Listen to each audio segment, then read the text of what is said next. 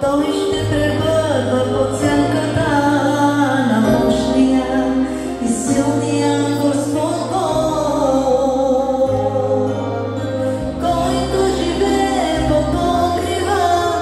Той ще превърва под сянката на мощния и силния нощен Бог. Ще кажа на Господа,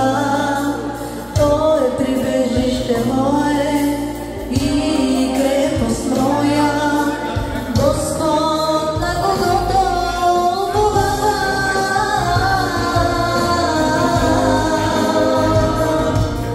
Ще кажа на Господа, Той е прибежище мое и крепост моя, Господ, на когото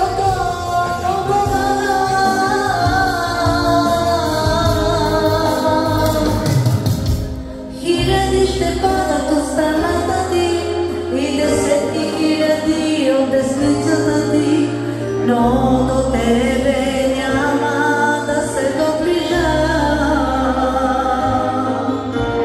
Хиляди ще падат от страната ти и 10 хиляди от десницата ти, но до тебе